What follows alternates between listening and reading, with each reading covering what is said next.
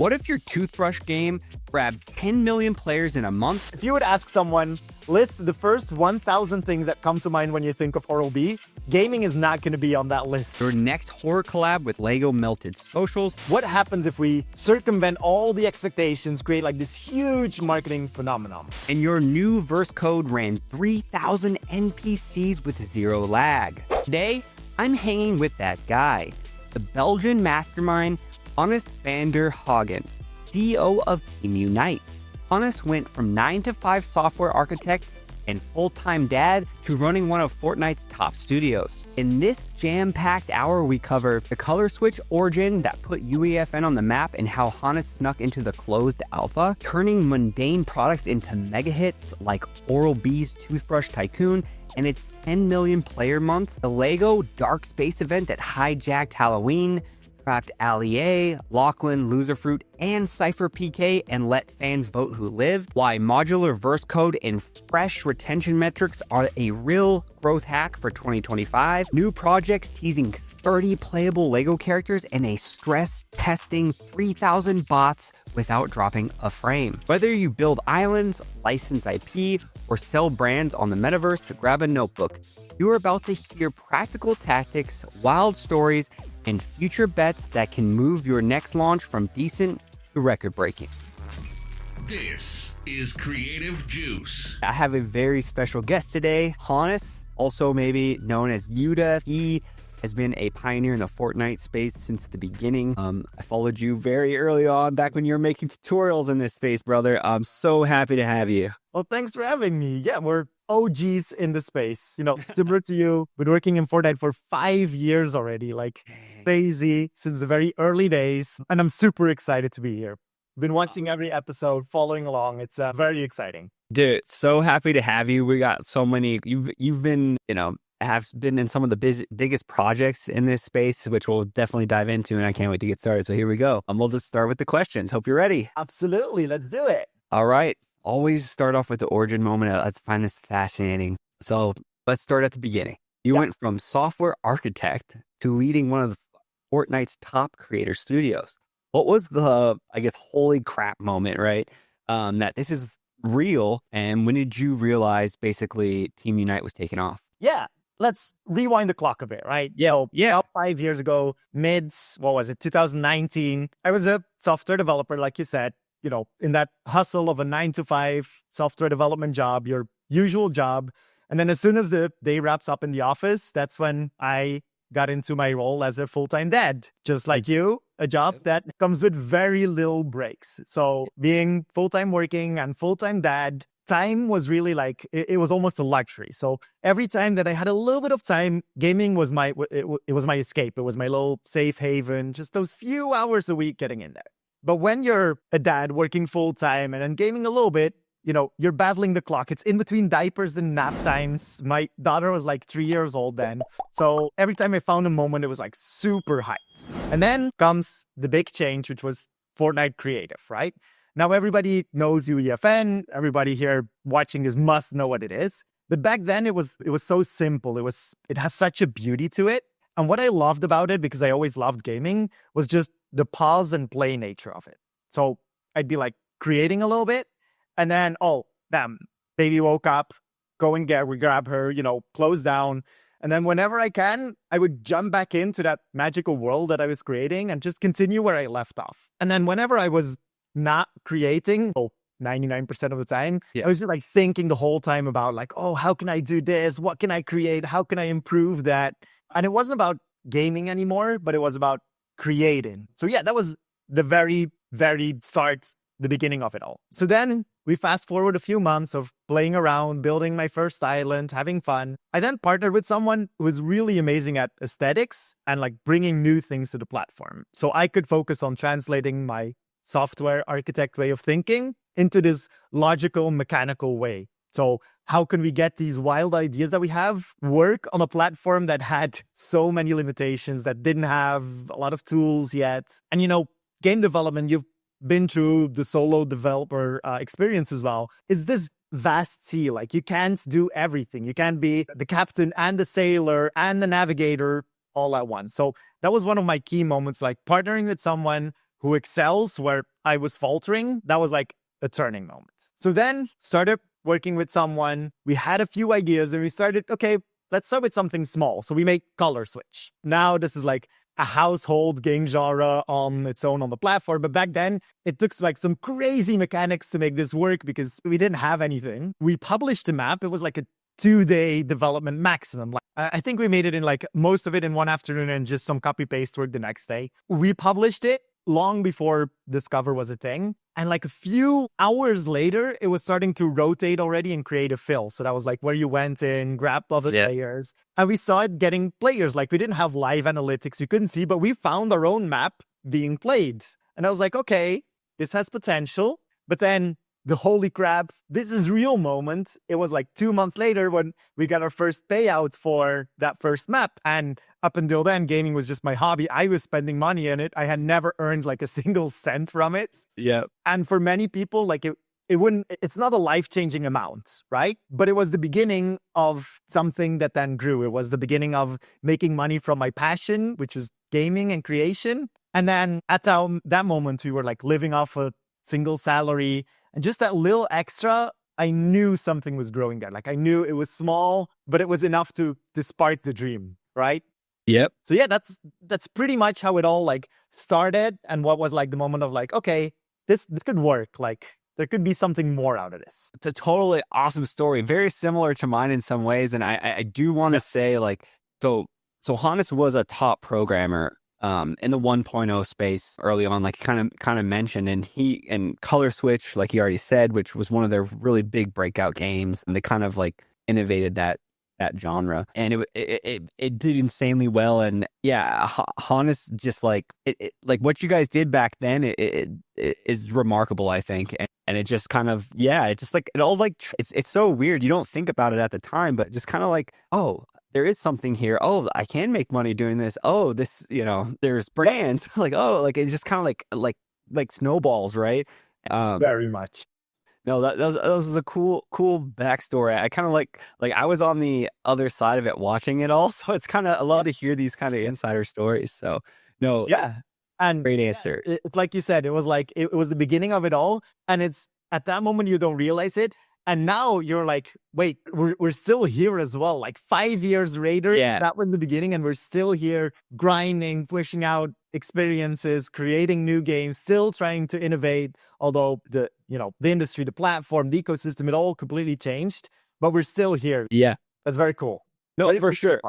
Definitely. No, I can't. Let's definitely dive it in a little more here. So So building on that, like, what was the first Fortnite project or map that made you think I could actually do this for a living? Was there ever a point where like you almost walked away, or like just like I guess, do you have any insight to that? Yes, I very much remember the moments of I could do this as a career. Let's start with like the positive thing, and then we'll talk about the moments where it's like, okay, wait a minute, this you get in. Yeah, I'm going back to my software job. Yeah. So I like the moment that I thought like I could do this as a career was when we had a few initial maps out there. So Color Switch was the first one, and we had our first 2 featured maps. So this is featured maps is like the OG version of Epic's picks, right? It was Epic handpicking and then putting it into one of the 6 creative portals there. And this brought in like this one-off massive amounts of money, relatively speaking, for someone who was in that moment in debt, living off a single salary, right? And then it was like really life-changing money for us because we could start paying off our debt instead of building it up. And then on top of that, a brand approached us short after that for this branded opportunity. And their budget was a lot less than what we had been making on the maps and of the features. But it was like a realization of I could do this as a career. It was this moment of, for the first time in my life, I feel like this is the moment where I'm in the right place at the right time to grab this niche market. Like you always hear these mad stories, like how Facebook got built and all of that. And I had the feeling at that moment, like this is going to be huge. And I am here now. I know of this. I'm good at this. We're building stuff. This is the moment where I can use this brand deal, which is, it has a tiny budget. I wasn't going to make any money on it. Like after I cut off the cost of thumbnail and anything else I couldn't do myself. But I knew like it was going to be the beginning of building out a portfolio. And then brands were, they were looking at it, or they were starting to look at it as well, of like, okay, you guys are getting millions of players on your maps. We're looking to get millions of players, like chip us in. Yeah. We took the brand deal, barely made any money. And now, that was the start of our portfolio, including names like the Lego Group, Universal Pictures, Adidas, Gillette, like all these really cool projects and brands. And like I said, like that was the very start of it. It's been a very long journey with lots of highs and beautiful moments. But I can tell you, there's definitely been a few lows as well. And I think, the key about low moments, not just, I'm not going to go into life lessons, but the thing about, low moments is that you learn and you grow from them, especially when you're building out a business, because in the end, we started as creators, it turned into a business. And I wouldn't be here now, like I'm 100% sure of this. I wouldn't be here now with Team Unite if it wouldn't be for all of these low moments. And I'm not going to say there was a moment where I was like, oh my God, like I can't do this anymore. But there were 100% moments where I was like, what are we going to do now? Like we've got deadlines, we got to fix this. But in the end, like you grow, you learn. The first time we needed a contract, I remember it so clearly. We needed an NDA. I had never worked in an NDA. I was a software architect. Like I didn't have to worry about paperwork and legal. So you go online and you find an NDA template and you change it to your address and send it out. You're like, done, right? Yeah. And then suddenly something happens and you're like, oh, wait, damn it. Like didn't think of that. And then at the same moment, like you lose a pitch. You've been working on this pitch for weeks. You thought you had it. You were so sure. And then 1 month later, one of your team members, someone you heavily invest in, gets headhunted, for example. Or a game you've been working on for weeks, and then a Fortnite update, and suddenly everything breaks because there's a new bug on the platform. Like all of these low moments where you're really thinking like, oh my God, how are we going to recover from this? What are we going to do? It's just stepping stones. It's just learning, like better contracts. Okay, if you're pitching for something, don't celebrate before you've got the signature. Like work on the pitch, keep working with the brands, keep convincing them that this is an amazing opportunity, fine tune your idea to their needs, build backup systems. Like every low moment, it's just the next step in building your career. But absolutely, sometimes it has been like, God. Great answer. It's climbing out of those low moments, that being persistent, and it just makes you stronger each time. And I think like there is a common theme when I'm talking to a lot of CEOs on this podcast, and that's just it. It's just like they didn't give up. They're resilient. They figured it out. Even with contracts, right? Like that. I think that's everyone goes through that when they start. Like how does this all work? How do I make sure I protect myself or protect my company? This was before you had ChatGPT or anything like that. You had to Google it. You had to kind of figure it out, or you had to pay a lot of money for a lawyer to help you out. Exactly. Amazing answer. And I think there's a lot to take away from that. So thanks for sharing that, Hannes. So let's talk about tech to game, like crossover. Okay. So your software architecture background is pretty unique in this space, I would say, for sure. How did those skills shape the way you build inside of Fortnite and UEFN?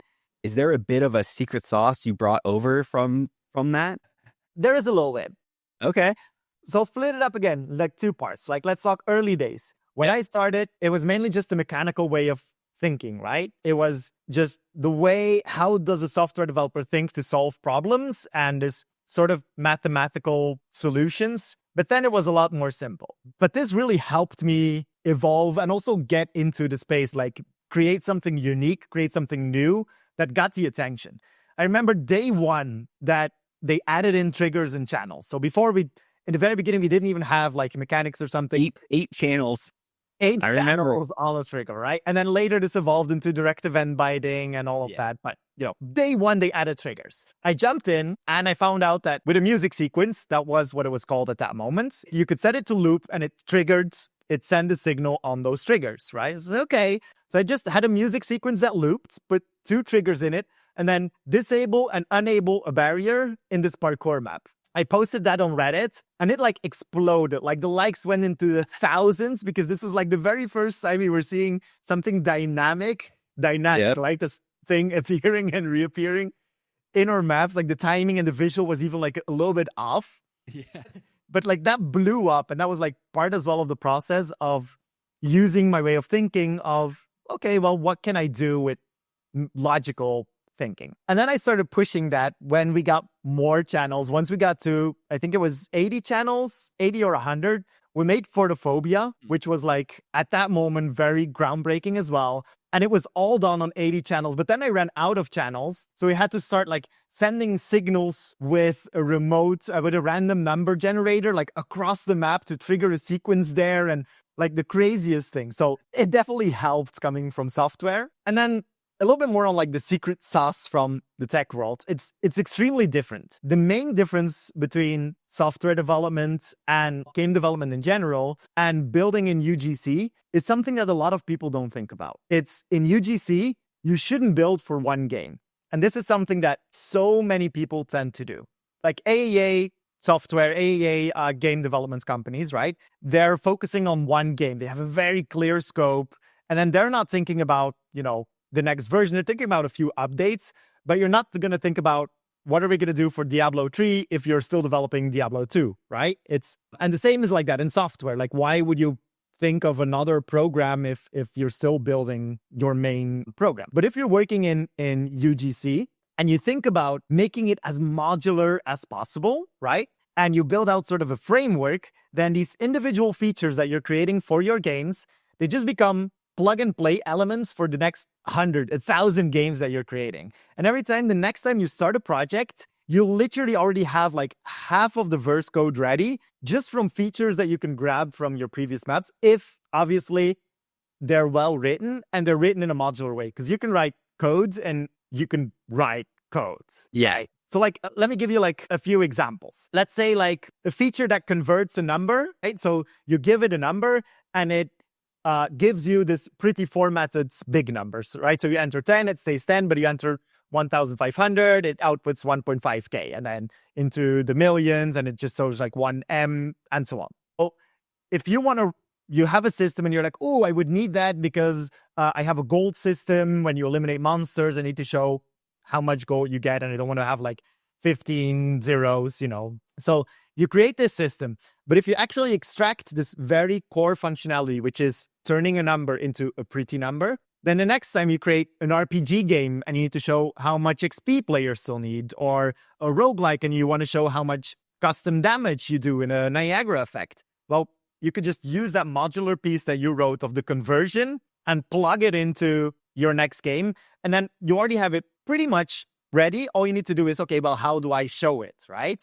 And that's a massive difference because your game becomes the preparation for the next game already, no matter what genre it's going to be, no matter the style, no matter the art, there's 100% going to be plug and play things that you're going to play. So spending a little bit more time on building a framework, building stuff that you can just grab is going to save you so much time throughout the years of your next games.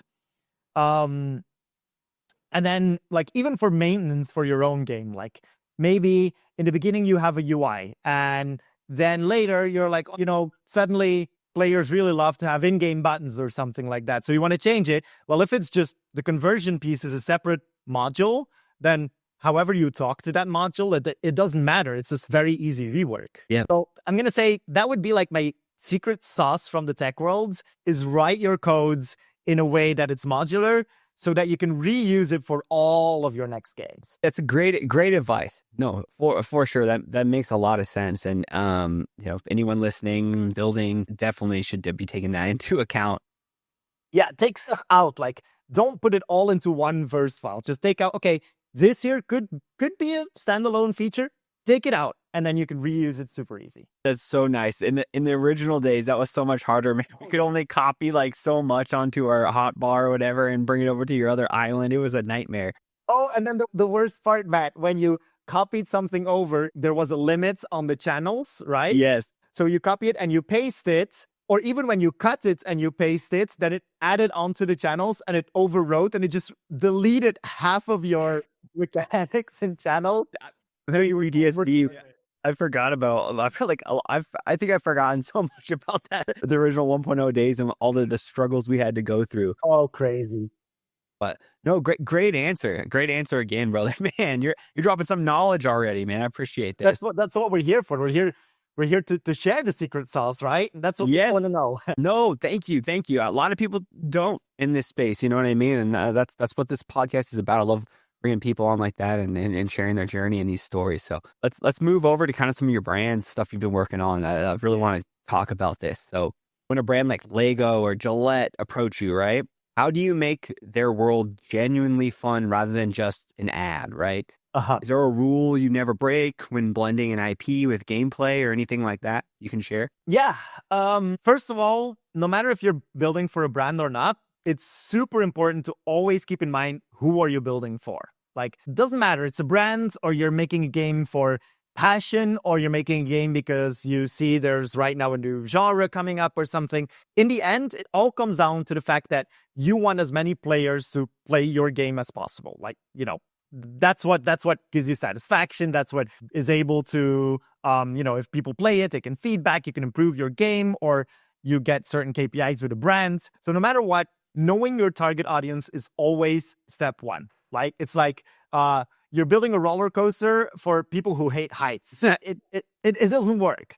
And the other way around as well. If you're like, okay, well, I've got an idea for like this beautiful map, but if you're not hitting the right audience, then it's collecting digital dust pixels. You spend weeks, months of your time, and it's not getting seen by anybody. So knowing your target audience, step one. Second part of it is, okay, well, what is our target audience? Well, in our case, Fortnite players. So what do they like to play? So when we're talking to a brand, we're always thinking, we know the Fortnite audience. Okay, but how could we make this innovative? How could we do something new? How could we add a new layer on it? More depth, new features, fresh spin, game modes based on like a proven concept, but then change it up. So that's one. Two is, how do we integrate the brand into this rather than it becoming just an ad on top of it? It's exactly like you said, like nobody wants to play an advertisement. Like you might think like, oh, people don't want to watch advertisements anymore. They want to play advertisements. They don't want to play advertisements either. They want to play a game. And putting a brand into a game in a way that really becomes part of the gameplay, that's like the most important part when we're talking to brands. So yeah, when they come to us, one of the things that we always try to do, besides making sure that it doesn't feel like an ad, right? And obviously also convincing the brand of it, because the brand often is like, well, yes, but we want our logo to always be in view. No matter where players look, it has to have the logo, right? Yep. And if it ain't fun, nobody's going to play it. So yeah. And then finding that balance between what works for Fortnite players and obviously how does the brand also get excited about this, get involved. Super important.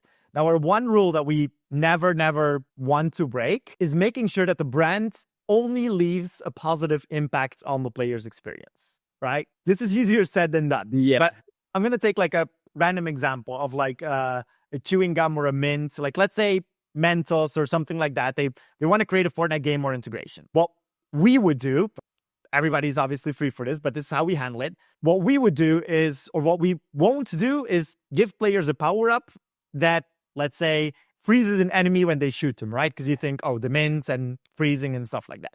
Because then the other players getting shots are like, okay, well, F this brand, I'm getting frozen, I can't play, like, this is annoying, right? Yeah. So instead, what do? Is we give a positive effect to players, like you pick up a mint and then you get an ice armor where it blasts an ice path, allowing you to run faster. And it's not leaving a negative impact on anyone, not on the consuming player of the power-up and not on anybody else. And same of like integrating a brand as like an Easter egg or a special item in like an existing map. Don't do it in a way that's like super hard for players to obtain, because then they're not going to spend hours just for that brand either. Yeah. And also don't make it in a way of like you load in and there's a massive free collectible there. So find this balance of giving something players to grind for, but not too much, so that new players or returning players who haven't seen the integration yet during the game, they see this mint power up and they're like, oh my God, I haven't seen that. Like, I want to try this out. Where can I find it? Like, interact with the brand. And yep, our final sort of golden rule, besides the last couple of ones, is, like I said, make your games fun and start and finish with your target audience. Like, build everything on who am I building for? And then before you ship it, re-look at it. Like, okay, are we still hitting our target audience? Are players still going to have fun with this? A great answer, and no, thank you for sharing that. There's a lot that goes into working with brands for sure. I can tell you definitely have a lot of experience with it. Great answer, great answer. So like still staying on that topic though, like have you ever had anything that kind of went off the rails working with brands or anything like that? Yes, absolutely. The biggest ones were most likely project in collaboration with CD Projekt Red, and the biggest one or a different one that was for the Northman. Now everything ended up like great, nothing to do with the production or the marketing agencies. The issue that we ran into was something you'd never expect from the early days: memory. It was, 1.0. We couldn't do any like crazy optimization, right?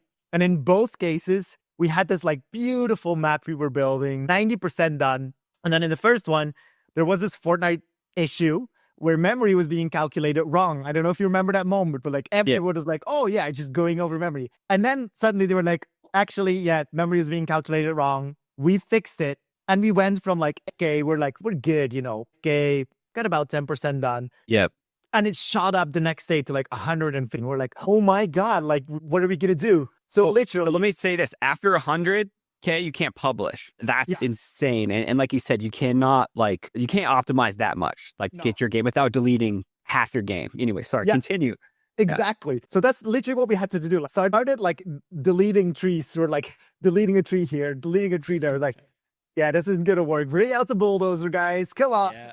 Strip massive amounts, like even whole quest lines we had to scrap. And then the other project as well, it was similar. It wasn't a bug because of the memory calculation, but it was during the periods closely before UEFN, before we had channels, and they were updating it to direct event binding. So they were changing core functionality of devices. And every single update for like 2 months straight, every update, the memory of these devices, the cost of it would increase. Yep. So every 2 weeks, we'd open the project. It's like, oh, it's over budget again. Okay, start deleting more trees. All my designers in tears, deleting all their beautiful trees. Yeah, crazy. And it looked so much more beautiful when we had all of the trees, by the way, just so that my designers aren't like, well, it looked even prettier. But yeah, those are moments where it was like, okay, like we're almost releasing. We thought we were done. We can't even publish. So we need to fix this because otherwise the project can't even go live. And we couldn't have stuff like unlisted versions or anything like that. It was you press publish, you get the code, and then they start sharing the code. So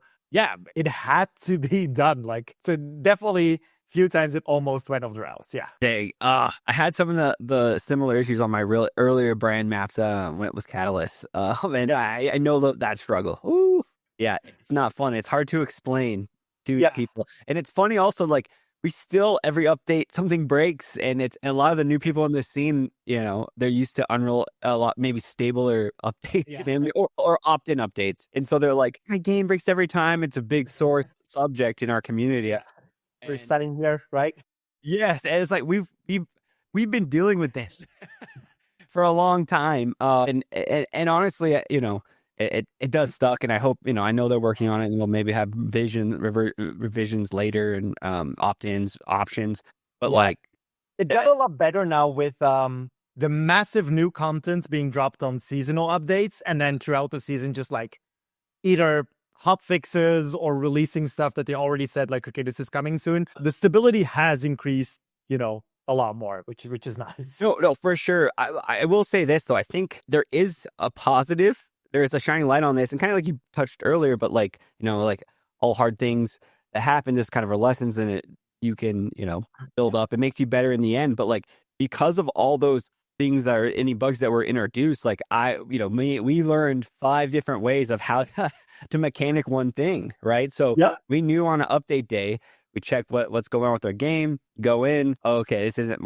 we just switch this, boom, we're live again. So that does make you a stronger developer or programmer. I will say that, but it is very frustrating. And if you're someone with multiple maps, so. And here's the thing. Sometimes we had to do like a workaround for a workaround for a workaround, right? And we forgot what we were originally trying to work around. So we just build that into our like way of developing. And then next time you build a map, you're like, okay, well, I can't do it like this or this or this. I have to do this workaround. Meanwhile, Epic fixes it, but we're just still using the workaround stuff. Yeah, and then like hire a new guy, and I'm like, oh, I have this issue, but you have to do it like that. And he's like, no, I think you could do it like this. And I'm like, no. Oh, They fixed oh it. yeah. Yeah, I think you can do that now. I think that probably got fixed like 2 years ago. Yeah, you're right. So very, very true. Very, yeah, I'm just, again, I'm having more flashbacks, but Yeah. so, sometimes though, those workarounds, honestly, this is what I want to say. Like, it just goes into like when you're, hiring the right people, the right team to work with, they've have dealt with a lot of those issues already. Exactly. And so they can save that headache. And also, if it does break on updates, they already know how to fix it really, really fast. So, that's something a lot of people don't think about, I think, in this space. Exactly. Well, great answer. All right, let's move on. So I want to talk about kind of like early access to UEFN. I know we were in the alpha program before it came out, which we were very fortunate to be in. So you're among the first teams to touch UEFN. Talk me through the moment you realized that the toolkit had completely changed the game. How do you guide your team through that creative leap? Yeah. So, oh man, what a journey that was. Yeah. So when we first got access, we were actually like in the middle of like a few massive projects. So we had very little resources to investigate it. So it was more after the crunch, after the grind, like, okay, let me quickly check it out. And then the first feeling that came to mind was overwhelmed. I think a lot of the OE people really had that as well.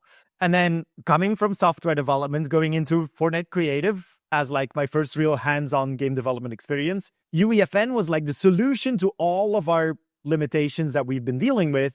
But on the same hand, it came with this massive learning curve. So the first couple of days, and every time I went in, I was just like messing around, dragging a few stuff, like just scratching my head at pretty much everything I had to learn. And then came to thinking of like, okay, well, I need to learn, like, if I want to have custom objects in my map, I'm going to have to learn Blender. So the typical Blender donut YouTube tutorial, like start playing around in Blender, being like, oh my God, now I'm going to have to learn to rig and to animate and learn verse. And okay, well, verse wasn't going to be an issue because it felt good. It felt logic. So that was like, okay, verse I could handle, but all of the other stuff. And at that very moment, I was like, okay, wait, hold up. Why am I trying to learn everything? It's not like in Fortnite Creative 1.0, I wasn't doing everything. I knew a little bit of everything, but I wasn't a specialist in level design or in art. I was good at mechanics. I specialized in that. And then I specialized in, or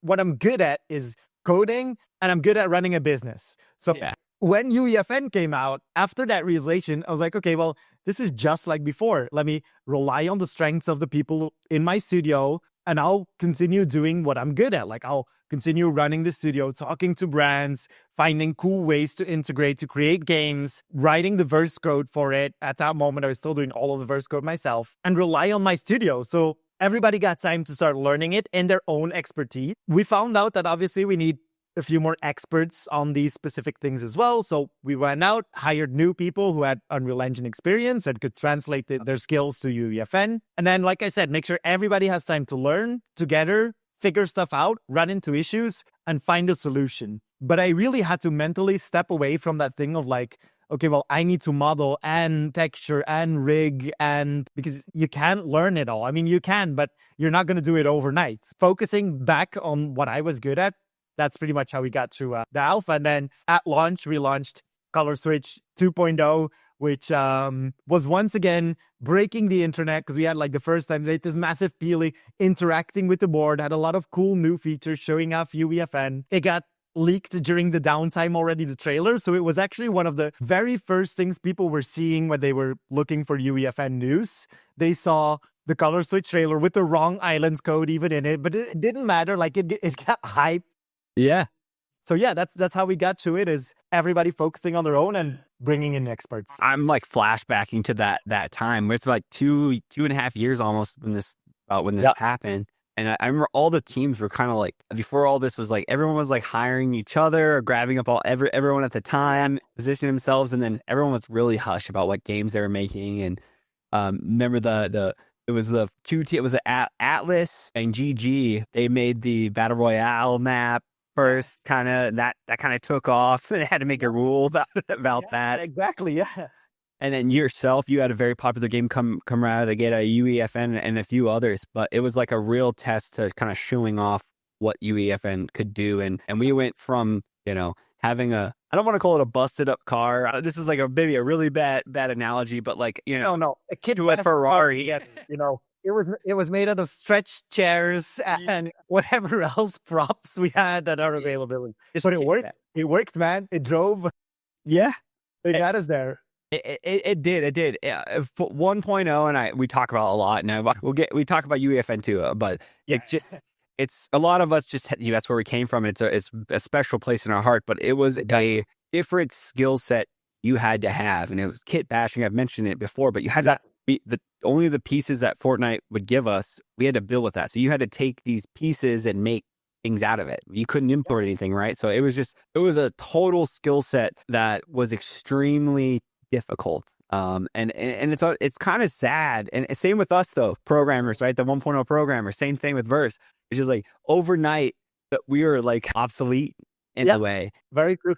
But those people spent years on making, being able to make some incredible things that you would think were imported. Yeah, absolutely. But no, let's move. Great answer. Let's move on to the next one. So every studio has one project that explodes in a way no one expects. What is a Team Unite build that broke the internet or sparked a wild community reaction? All right, there's two use cases that really come to mind in a completely like different way. Like I already talked about the hype of color switch and like when we launched it, because it was the first thing up that UEFN was being seen when people looked for it. The two different cases besides those that each had incredible results on their own. The first one was the game that we created a few years ago, shortly before UEFN, for Oral-B, right? So if you would ask someone, list the first 1,000 things that come to mind when you think of Oral-B, gaming is not going to be on that list, like not even top 10,000 probably, right? So when we created that game and we launched it, knowing Oral-B has nothing to do with gaming,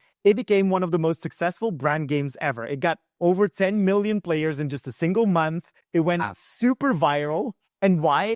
Because of just how fun it was to play, how easy it clicked with players in understanding what they need to do. And especially because they could bring their friends. It was a 2v2v2v2 game, sort of like a Tycoon. And it created like these highlight reel moments. Like people were clipping it, posting it online. It's still what a lot of popular games have within Fortnite now as well. It's like so many people post clips and that just constantly keeps it relevant. And so we made Oral-B Toothbrush Tycoon, and it sounds so silly that it worked. Like you build out your toothbrush factory, buy upgrades, buy base defenses, but then you can steal from other bases, random events happening. It's like steal a brain rot almost before stealing brain rot. Absolutely. It's like steal a brain rot, but without the brain rot. Like, yeah. Very much. And then the second super special story I want to talk about is Lego Dark Space and the marketing story a little bit behind it that the Lego group put together, because they really wanted to see what happens if we don't just like put out a game and post it on socials. Like what happens if we circumvent all the expectations, create like this huge marketing phenomenon? It wasn't just about the game anymore. It was tying in a marketing storyline, community, sharing secrets, trying to decrypt everything what was going on in that story, buzz, hype, and so much more. And that was super special because people started talking about it, started posting about it.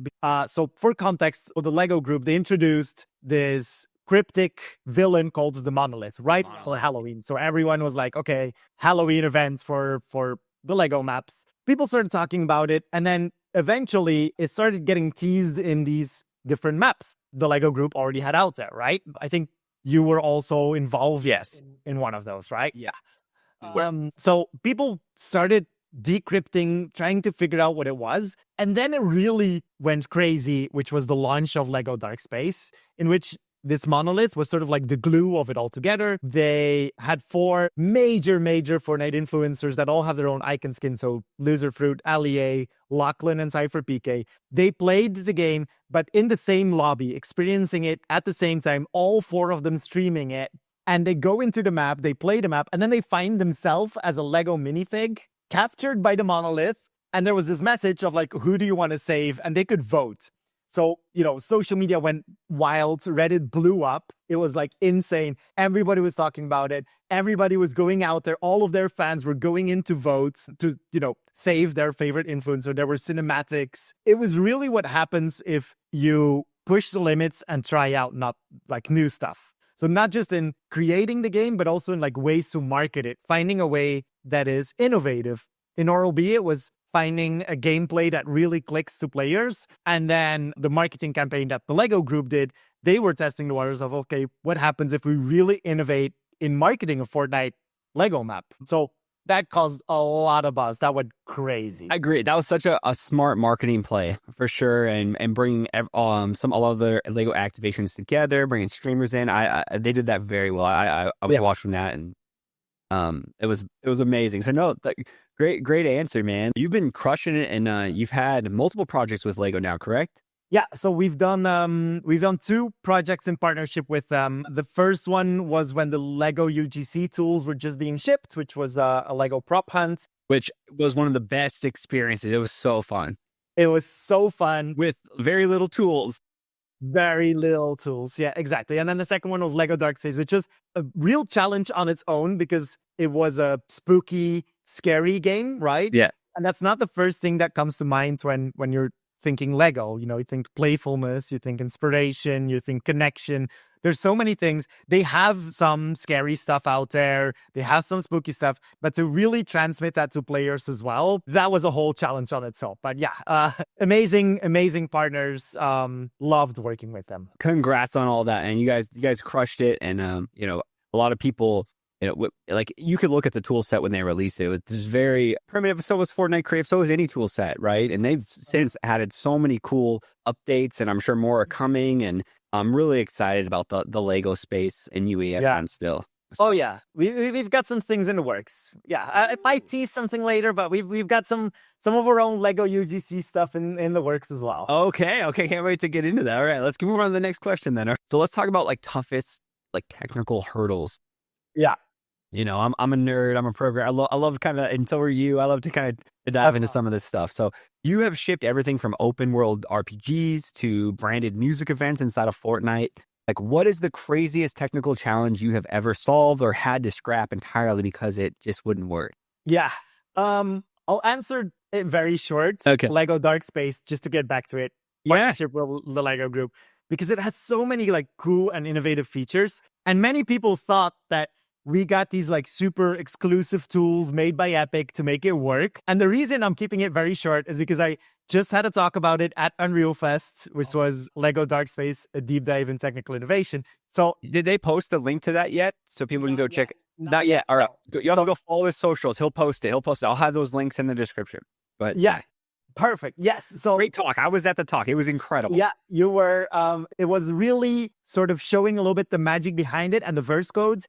And it was made, or the whole talk, it was to inspire people and to show we didn't have special tools. It might have looked like it because we were really pushing the limits technically from it, really creating some new stuff. Everything is like shared. So I go into verse code, share like real examples of how we handled these technical issues. So I'm not going to dive too deep into it now because the whole recording is going to be available for that later. But other than that, we're always pushing the limits of the platform. Occasionally, I am most of the time in more of the business side, but because of my love for programming and Origin, every now and then I just like to like throw myself at an issue that seems impossible to fix. Last week, funny moments. Last week, like it was one of those moments, right? Meanwhile, I got so into it, I wanted to fix it. My other work was like stacking up. And I was like, no, I gotta fix this. At some points in our upcoming map, we wanted like a simple boss fight. And the reason I'm calling it simple is because for the initial launch version of our game, we couldn't spend weeks building out this really complex boss fight because it's only a very small part of the experience, right? If we say like, okay, we want to do this, it's only a small part and it's going to take 2 months extra before we can ship the game. Then we first have to get a minimum viable product, see if it actually hits, build a more simple version because it's not the main gameplay core loop, right? Yeah. So we set up this very easy thing. And then for one attack, one of my guys was like, okay, but it would be really cool if the boss shoots out a projectile at the player, right? So it's not like a general attack, but it shoots at the player. Okay, great. Very quick code, shoots out a projectile to the player, works like a charm. Okay, nice, yeah, move on. And they're like, well, yeah, but the boss isn't facing the player when he shoots. So player behind it and he shoots there. So, okay. All right, let me see. So I'm going to get like geeky and technical for like 2 minutes, right? Okay. So we wrote some verse code, like, okay, let me take my boss fight. Like, this is my boss. And he shoots a projectile, which was a child's element because it came from his arm, and it shoots it out. But if while we're shooting it out, we rotate the boss, then the projectile also rotated away. So it shoots at the player, and it just like rotates in front of the player and goes away. So I'm like, okay, well, like, oh, yeah, like we'll have to rewrite the whole feature. We have to make it more complex. So yeah, we'll do it later. Okay, close it. Next day, one of my designer comes back and he's like, well, Hannes, I've been thinking, like, I can do something in the material, right? I can rotate the material so that it looks to a different direction. So it's technically looking like it's facing the player. Okay. Let me jump back into it, Okay, well, I can't access the material parameter. So in the end, after like 2 days of trying to figure out, we wrote some verse codes, or actually, we had the material, right? And the material has a parameter that makes the boss rotate. Great. Now, how do we supply the value to that material? Well, we couldn't because it's not a static mesh. The only way to do it was through a material parameter collection and a sequence. So we have a sequence. If you play the sequence without any information, it turns the boss around 180 degrees, right? Or 360, right? From minus 180 to 180. And then we went into verse, calculated how many frames he had to move, and then play the sequence for those amounts of frames, and then reverse it back again so that he rotates back. So it ended up with like this crazy solution. If anybody's like, oh my God, that sounds interesting, just reach out. I'm more than happy to share the thought process behind it. I will get like more technical into it, but we're still pushing the limits of the platform. And so we're still facing technical challenges today where we're always trying to find the next new thing as well, which means our biggest technical challenge is always going to be in the next project we're going to create. Because if we face one, we know how to do that. We're going to figure out something else. So long story short, the boss rotates to the player and now looks at the player when he shoots. Amazing. Oh my God. Again, just so much goes in behind the scenes to a lot of these games that people have no idea. Yeah. Sometimes you think it's a click of a button, but it's 20 different JQ solutions to get it to work. Yeah, exactly. It's like, okay, well, we want the projectile to shoot at the player. Okay, well, then it's obvious that the boss looks at the player. Okay, well, not so obvious. Yeah, not so obvious. No, great answer. Thanks for sharing that. So we are getting close to the end of the episode. I have a few more questions left before we get to the lightning round. So this has been a fun one. So let's just move on. So the next question is future bets. So Fortnite and UEFN has been evolving at a blistering pace. What is your biggest bet on where the next big wave for creators will be? Is there anything you've quietly been preparing for behind the scenes, or if you can talk about it? Yeah, love that question. I think, like I said, pushing the limits of the platform is going to continue to be super important. As we're recording today, yesterday, they announced this Epic Picks update, right? Huge. Announced we're now going to highlight innovation more. Again, I'm going to say, because that was before, and it's going to be the focus point again. So added to that, they're saying like, oh, if you use the newest tools, you have more chance to be featured and stuff. But here's the thing, if you as well use the newest tools or new devices, you might find something unique that wasn't possible before. And then you're in a situation where you're the first to do this on the platform, which has so much potential to go viral. Thinking of my stupid sequencer that went back and forth and enabled and disabled a barrier, multiplied by 100 times complexity now. But if you're using the newest tools, you might be the first one to discover new features, which can lead to new gameplay, right? Yes. When it comes to specific genres, it's very hard to predict. And every one of us, we all want to make the next Grow a Garden hits. Yeah. We want to break all of the records. And there's a lot that we can learn from Grow a Garden that also applies to Fortnite, to all of our games, like no matter the platform. Like if we take just a few parts from what I think personally made Grow a Garden on Roblox so successful, because a lot of it already existed. Like, okay, there were so many growing tycoons or anything with growing involved already, tycoon elements. But it's the innovation of everything together that really pushed those numbers in, well, millions. What did it peak at? 20? It broke the CCU record of Fortnite. I mean, it was insane. Like 16 million, 17 million CCU, something crazy. Exactly. And then I started deep diving into it of like, okay, well, why is it so interesting? And things like the shop refreshing simultaneously, it keeps everybody waiting and wanting to be aware of what's in the shop. It's so smart. It's like, you want to know, but also it helps keep players in your game these few extra minutes. It's like, oh, hey, Timmy, dinner's ready. And then Timmy's like, 3 more minutes, mom, because they want to see what's in the shop in 3 minutes. Like, Yeah. So super smart move. Another thing is like the stealing from others. It's relatively cheap. I don't know, it was like 40 Robux or something. Yeah. But it creates highlight reel moments. It creates moments where players start posting it because they went on a random server, stole the biggest fruit, and then logged off or whatever. Once again, creates these moments where players become the marketing. They post clips, they have fun, they laugh, they share it, goes viral, and it just keeps bringing players back. And I think that sort of thinking is more important than thinking what is going to be the next genre. Fortnite and Epic, they're more and more transparent now of what the Fortnite algorithm really does. We're not 100% there yet, but they're sharing like, okay, these are the metrics. This is what the algorithm is looking at. So building ideas around those metrics, that is what is going to, in my opinion, help make the next big thing the next big thing. So build for those metrics. Like think of how can I improve them? How can I keep players engaged long? And not in a scummy way, like in a way of like the player itself decides to be there because they want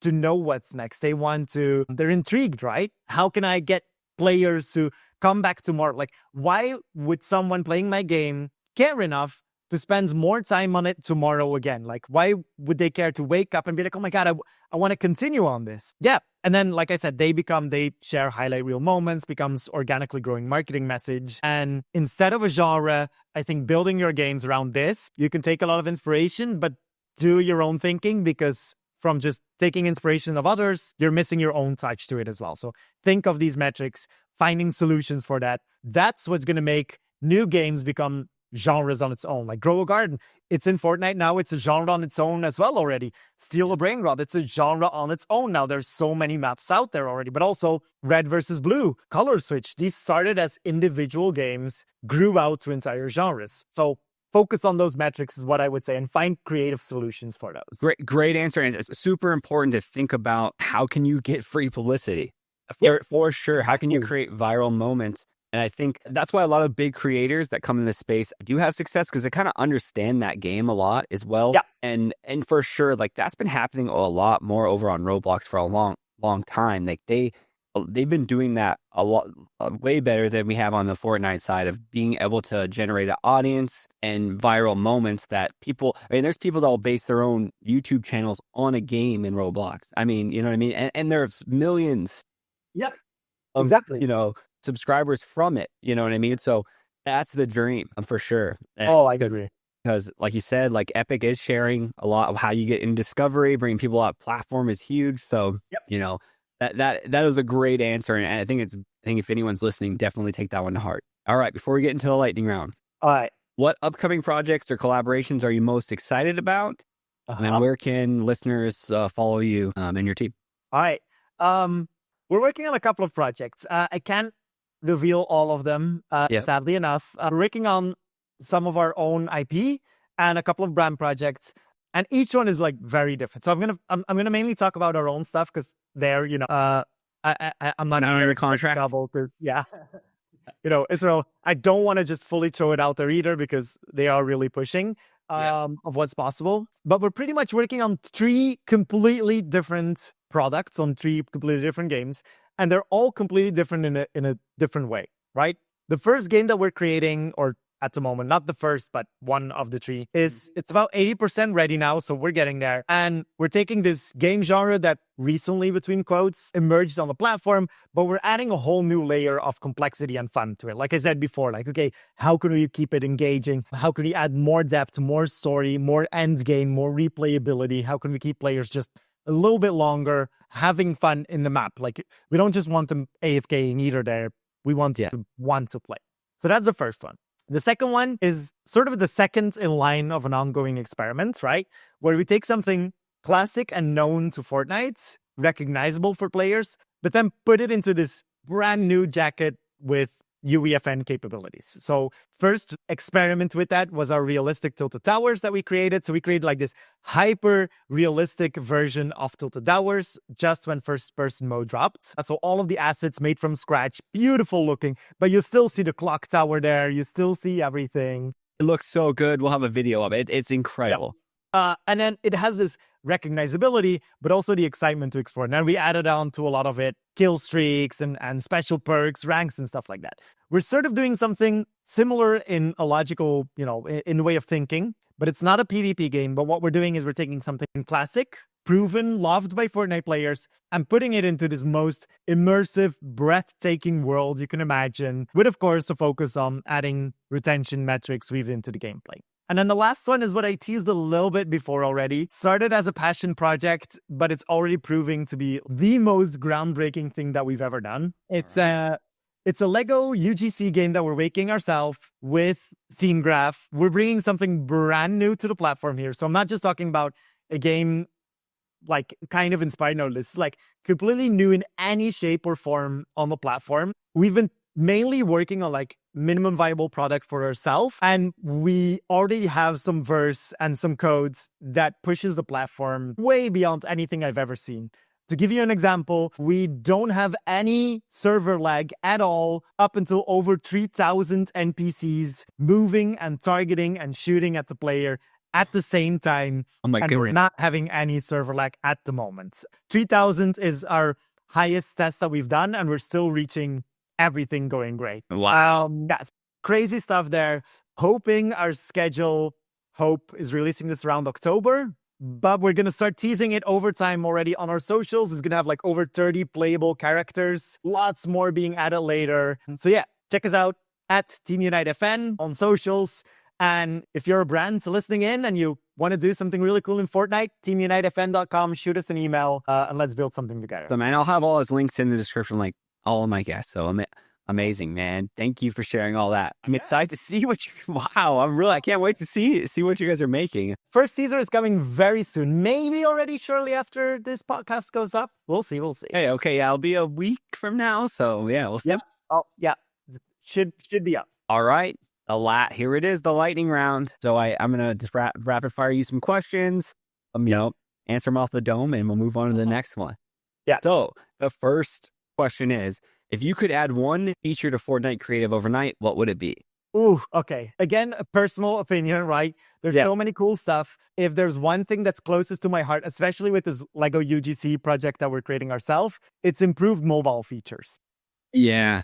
I think if Fortnite wants to continue to compete with Roblox, and giving access to Fortnite in countries where most kids don't have a PC is going to be massive, massive. And right now there's a lot of developer limitations that we have to fine-tuning our mobile experience. There's cluttered controls, so much native behavior. Like, it's so funny if you're actually playing as a mobile player and you think in a mobile way. It's like, oh, I want to open my pets menu, right? And again, what do you have to do? You go to your inventory, you equip a remote trigger with no context at all. You shoot that remote trigger, and then it opens your inventory. You're like, oh no, I had to right click it. So I had to aim down sight on a remote trigger to open my pets menu. It's like, no, if I'm a mobile player, I want to see this little pets icon, and I want to tap that icon and open my pets. So like my pets UI. So overall, I think closest to my heart is mobile features, man. We need to be able to fine-tune our experiences for mobile. Amazing. Great answer. Okay. What's your favorite game besides Fortnite for pure inspiration? Growing up, I was always into MMORPGs, right? I played a lot of old school RuneScape before it was called old school RuneScape. Yeah. Right? Many years of my life went to World of Warcraft. But lately, when I have time to play games, it's actually more roguelikes. Not in the roguelikes on the platform that much, but games like Brotato, Survivor.io on my phone. It's like, my God, so much fun just brainlessly slaying enemies and trying to figure out how to get better. So yeah, roguelikes off platform are one of my top games at the moment. Brotato must play. Amazing. Okay. So last one. Describe your creative process in 3 words. All right, 3 words. First one, ideate. Gotta have a good idea, build it out, and then iterate on it. So ideate, build, iterate, and then keep iterating, keep improving it, analyze it, keep improving it. And that wasn't easy, dude. Perfect. That's an episode. Seriously, honest. Yuta, as I call you. Thank you so much for coming on and sharing so much knowledge about the space, about tips and tricks, about working with brands, about upcoming projects, and your, trials and ups and downs in this space. Seriously, it was such a fun episode. Thank you so much. It was so much fun. Thank you for having me. And thank you for overall having the podcast as well as like showing everybody, inspiring creators, showing behind the scenes of it's not all glamour. There's a lot of hours going into it, but it's also, a beautiful inspiration. Go after your dreams. I've seen so many incredible things that people on this podcast have been saying that I was like, oh my God, I so relate to that. Or things that even after 5 years on this platform, not just in the industry, but on the same platform, I've heard people say things on your podcast that I was like, oh my God, they are so right. I haven't thought about it in that way yet. So super excited. When I got the invite to come on, thank you so much for having me. I'm super excited. Always grateful to be able to just spend some time with you as well.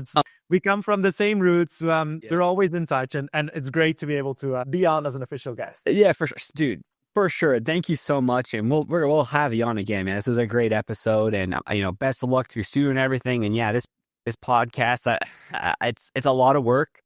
I can imagine, but it's fun, and I love being we have a lot of these conversations when we meet up or wherever. Yep. So I love bringing it to other creators, and just how it is. It's so hard to meet people in this space or people that you really share the same passion. So this is just awesome. I love doing it, and I'm having fun. So as long as I'm having fun, we'll keep it going, brother. Awesome. Very excited for all of the future episodes as well. All right, brother. Well, we'll see you on the next one. Thanks so much for having me. Later. Huge thanks to Hannes for lifting the curtain on Team Unite's wins and war stories. All his socials and Team Unite's site are linked in the description.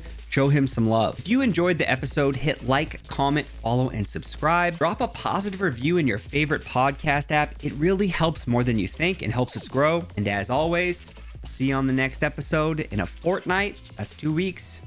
Don't hate, create.